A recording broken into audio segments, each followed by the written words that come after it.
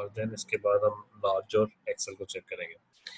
हमने एक डिफ बनाया और इसमें हमने मॉडल कंटेंट पास कर रहे हैं, और उसके बाद हम पहले ये हेडर डिज़ाइन करेंगे। हमारा हेडर है, इसके अंदर हमने क्या रखा हुआ है, मॉडल हेडिंग। आप यहाँ पे कुछ भी डिफाइन कर सकते हो, ठीक है।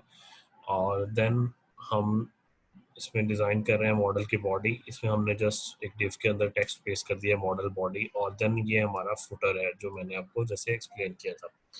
ये फुटर है, फुटर के अंदर हमने बटन इम्प्लीमेंट किया हुआ है जो कि हमारा वो डिसमिस कर रहा है, ठीक है। मॉडल को डाटा डिसमिस मॉडल सेट कर दिया और इसे क्लोज इस बटन का टेक्स्ट सेट कर रहे हैं। तो 3 पोर्शन होते हैं हमारे पास ये मॉडल के, हेड, बॉडी और फुटर। तो हमने स्मॉल को देखा, अगर हम दोबारा स्मॉल को देखें तो ये हमारे पास स्मॉल मॉडल आ रहा है। अगर हम स्मॉल की जगह ये यूज़ कर लेते हैं लार्ज, तो इस केस में क्या होगा,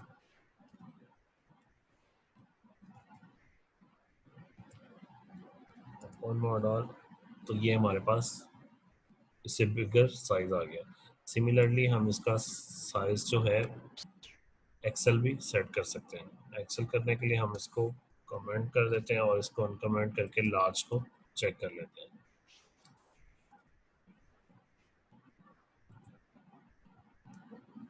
ये हमारे पास लार्ज मॉडल, और सिमिलरली ये हमारे पास हेडर है, ये बॉडी है और ये फुटर है, ठीक है।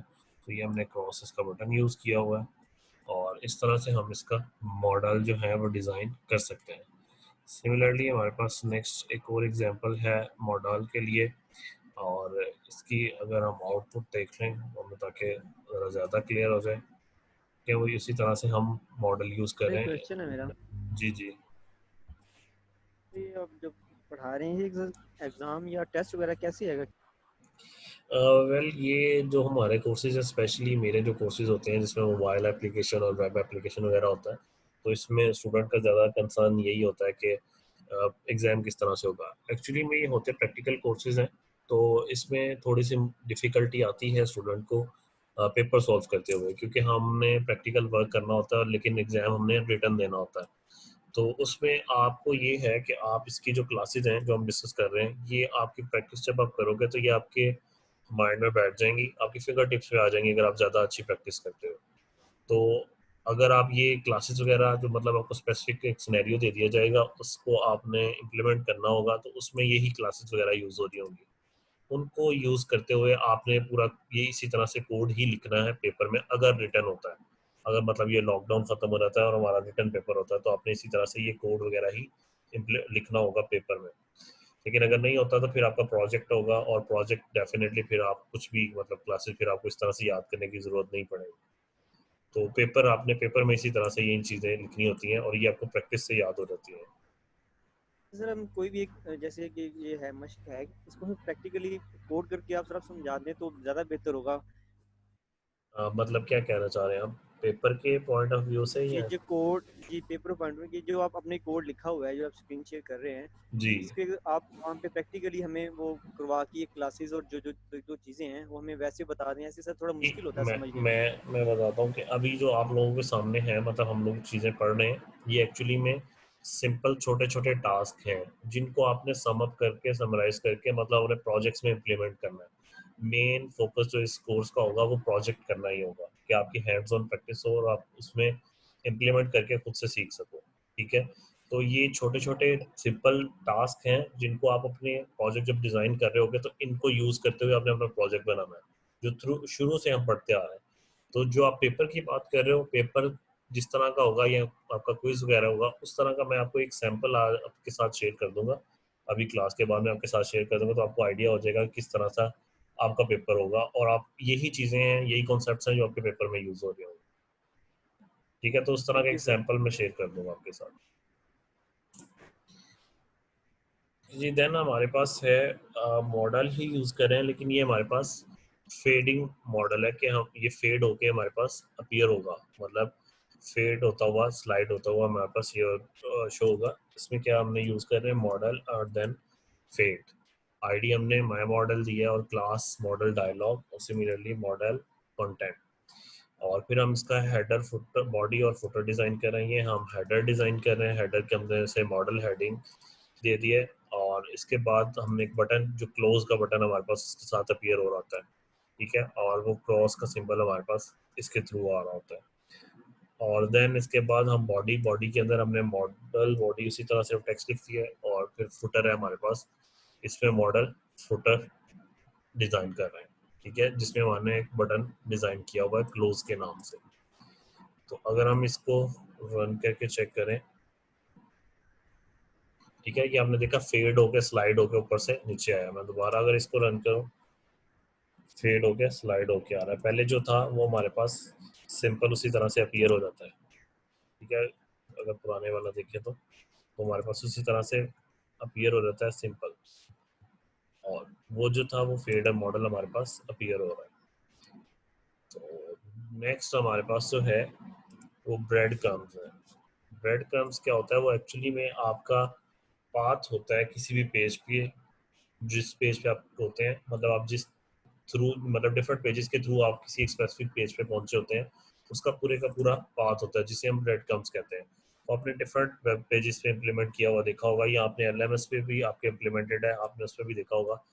ये इसको हम ब्रेड क्रम्स बोल रहे होते हैं। मतलब अगर आप किसी डिफरेंट पेजेस के थ्रू नेविगेट करते हुए एक स्पेसिफिक पेज पे पहुंचे हैं, लाइक फोटोज, उसके बाद समर 2017, इटली और रोम, ठीक है, तो आप करंटली रोम वाले पेज पे हैं, तो आपका जो पाथ है वो इस तरह से नेविगेट कर रहा है, इसको हम ब्रेड क्रम्स कह रहे होते हैं, ठीक है।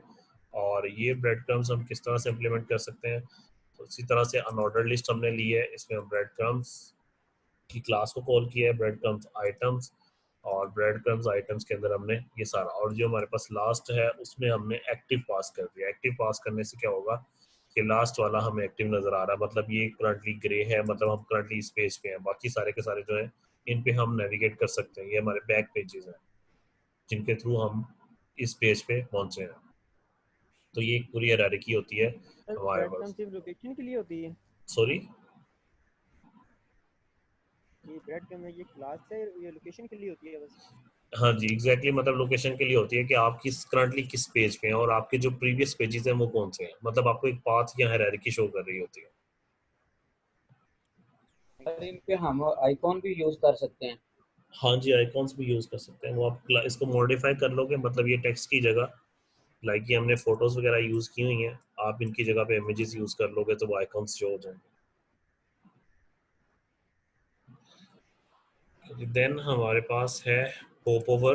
पॉप ओवर क्या होता है कि हमें एक्चुअली में टूल टिप टाइप होता है कि हमें बता रहा होता है कि किस क्लिक करने पे इंफॉर्मेशन शो होती है कि ये स्पेसिफिक जो चीज़ है ये किस बारे में। इसमें हमने उसी तरह से बूटस्ट्रैप की क्लासेस यूज़ कर रहे हैं, और देन हमारे पास ये डिव की क्लास है, कंटेनर क्लास कॉल की है, और ये हमने एक एंकर टैग लिया है। इस एंकर टैग में हमने डाटा टॉगल पॉप ओवर कर दिया है, और टाइटल हमने पॉप ओवर हेडर सेट किया है। डाटा कंटेंट जो है वो same content inside the pop over just लिख दिया, और टॉगल पॉप ओवर हमने इसे कॉल कर दिया। देन हम एक छोटी सी स्क्रिप्ट यूज कर रहे हैं इसमें, जो कि पॉप ओवर के लिए कॉल हो रही है, जो जैसे इस फंक्शन को कॉल करती है, मतलब अपीयर होता है एक छोटा सा टेक्स्ट, उसके लिए कॉल कर रहे हैं। जावास्क्रिप्ट हम आगे पढ़ेंगे, तो अभी अगर आपको इस चीज़ की समझ नहीं भी आ रही तो इसमें कंफ्यूज होने की जरूरत नहीं है, क्योंकि ये जावास्क्रिप्ट का कोड है, और इसको हमने आगे डिटेल में पढ़ना है बूटस्ट्रैप के बाद। डॉक्यूमेंट डॉट रेडी, और ये फंक्शन बन रहा है, इस फंक्शन के अंदर हम ये सिर्फ पॉप ओवर को कॉल कर रहे हैं, जो कि हमें क्लिक होने पे पॉप ओवर शो कर रहा होगा। अगर मैं इसकी आपको आउटपुट दिखाऊं। Excuse me sir. जी सर ये पॉपअप अलर्ट जो होता है सर, ये अलर्ट के थ्रू भी तो हम करवा सकते हैं ना स्क्रिप्ट जी के अंदर? जी, अलर्ट के थ्रू भी करवा सकते हैं, मतलब आपका प्रोग्रामिंग में कोई भी कोड लिखने के मल्टीपल वेज होते हैं, तो आप जिसमें कंफर्टेबल होते हैं उसके साथ लिख सकते हैं। कोई ज़रूरी नहीं होता कि हार्ड एंड फास्ट रूल कोई नहीं है कि आपने इसके थ्रू ही करना है, जी मल्टीपल सर। आपके सर पास वो कोड। अलर्ट वाला इससे स्टार्ट होता है कोड उसका ना, वो जी उसके अंदर बिल्कुल, ही ऐसे होता है। ऐसे ही। चलिए अगर सर। इसकी आउटपुट देखें, टॉगल पॉप ओवर पे क्लिक करने पे ये अपीयर हो रहा है, ठीक है, ये इसका हेडर है, ये इसका कंटेंट है। अगर आपको इस तरह से शो करना है तो आप इसके थ्रू कर सकते हैं, अदरवाइज मल्टीपल वेज हैं कि आप जैसे मर्जी इंप्लीमेंट करना है, आपके अपने चॉइस है। ये क्लिक करने पे हमें ये टॉगल पॉप ओवर शो हो रहा है, इसी पे क्लिक करेंगे हाइड हो जाएगा, इसी पे क्लिक करेंगे तो दोबारा अपीयर हो जाएगा। और इसकी हम जो है पोजीशनिंग भी सेट कर सकते हैं, कि मतलब टॉप राइट लेफ्ट बॉटम वो सारे सेट कर सकते हैं। ये हमने जो है टॉगल पॉप ओवर बना रहे हैं, मतलब एंकर टैग्स यूज कर रहे हैं।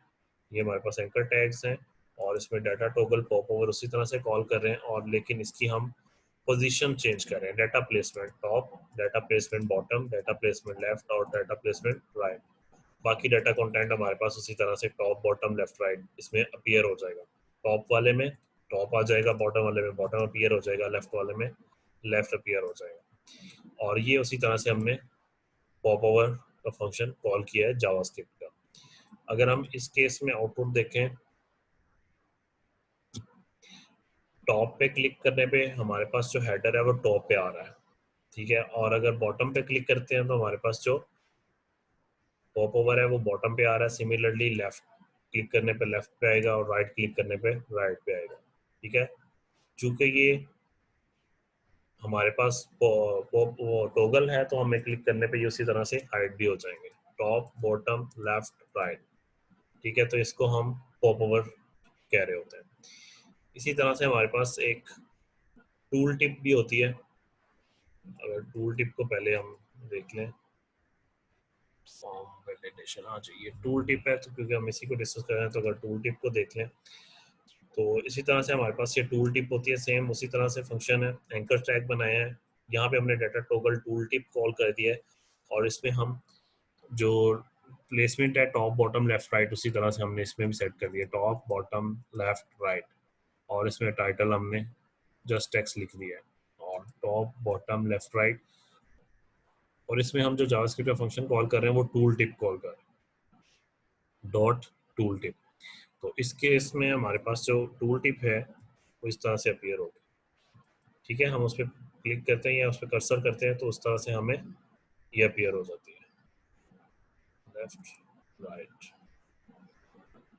ठीक है। तो इसको हम टूल टिप कह रहे होते हैं। यहाँ आपको अक्सर की वेबसाइट पे देखा होगा कि आप कर्सर लेके जाते हैं तो वो आपको इन्फॉर्मेशन दे रहा होता है ये स्पेसिफिक बटन या स्पेसिफिक लिंक जो है वो किस बारे में, तो वो एक्चुअली में ये टूल टिप इम्प्लीमेंट हुई होती हैं जिससे हमें वो सारी इन्फॉर्मेशन शो हो रही होती है।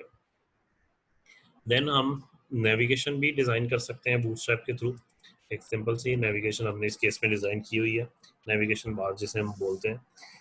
इसमें हम क्लास कॉल कर रहे हैं ऑर्डर लिस्ट के साथ नेव, और इसमें आइटम्स ऐड करें नेव आइटम, और एंकर टैग के अंदर हमारे पास नेव लिंक आ जाएगा, ठीक है। इसी को हमने कॉपी पेस्ट कर दिया और लास्ट वाले के साथ हमने डिसेबल्ड कॉल कर दिया।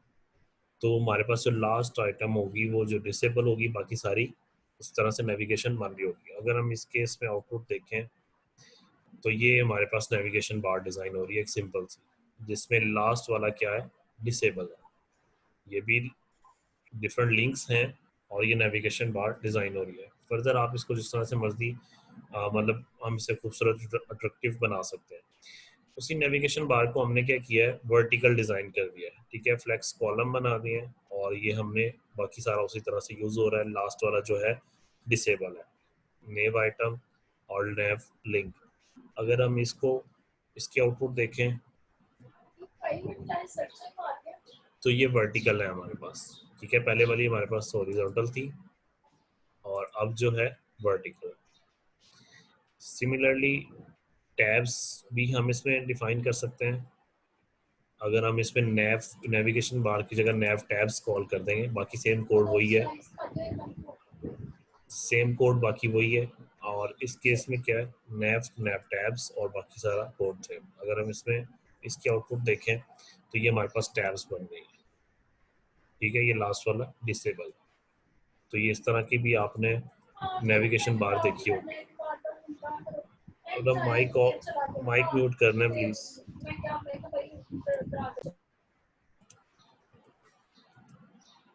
अच्छा, नेक्स्ट जो है हमारे पास टूल टिप हमने डिस्कस कर लिया है। फॉर्म्स भी हम इसके थ्रू डिज़ाइन कर सकते हैं, ठीक है। फॉर्म्स कैसे डिज़ाइन कर सकते हैं कि हमने फॉर्म बनाया और इसमें क्लास कॉल किया फॉर्म इनलाइन एक्शन। ये हमारा PHP की स्क्रिप्ट होती है, मतलब इस फॉर्म के बैकएंड पे जो भी फंक्शन कॉल, जो भी स्क्रिप्ट कॉल होंगी। देन हम लेबल यूज़ कर रहे हैं फॉर्म ईमेल, और इनपुट टाइप हमने इसकी ईमेल सेट कर दी है, class form control ID email, और placeholder email enter email set कर दिया है, ठीक है। Name email. सिमिलरली ये जो ईमेल का था इसी तरह का हमने पासवर्ड के लिए भी डिज़ाइन किया है, पासवर्ड। और देन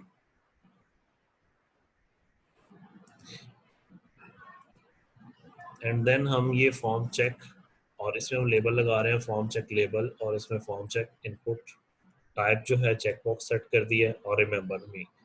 ठीक है, आपने वो रिमेंबर मी के लिए भी अक्सर देखा होगा।